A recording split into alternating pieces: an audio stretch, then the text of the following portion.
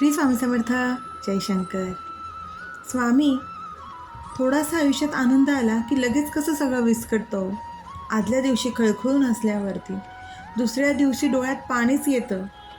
सगळं सुरळीत का होत नाही आणि किती अंत बघणार आहात स्वामी?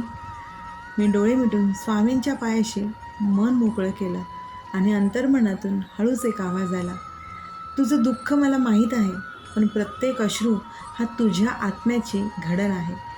वाईट दिवस म्हणजे संधीच आहे तुला स्वतःला ओळखायचे. अगं, तुला तुझ्या ताकदीवर विश्वास ठेवायचे. मी तुझा संयम पाहतोय. जी माती आगीतून जाते ना, तीच सुवर्ण बनते. तुझं कर्म शुद्ध ठेव, तुझं मन प्रामाणिक ठेव. अगं, फळ वेळेनुसार मिळेलच, कारण जे तुझं आहे ते तुझ्यापर्यंत यायलाच पाहिजे. त्या आकाशात ते आधीच ठरलेलं आहे. आणि हो, जेव्हा सगळं संपल्यासारखं वाटेल ना, तेव्हाच नव्याची सुरुवात होईल. नियती त्याचीच परीक्षा घेते ज्याच्यात ती पार करण्याची ताकद असते. तू खचून जाऊ नकोस, विश्वास ठेव. आणि हो, भिवू नकोस, मी तुझ्या पाठीशी आहे. श्री स्वामी समर्थ. अशक्य हे शक्य करतील स्वामी.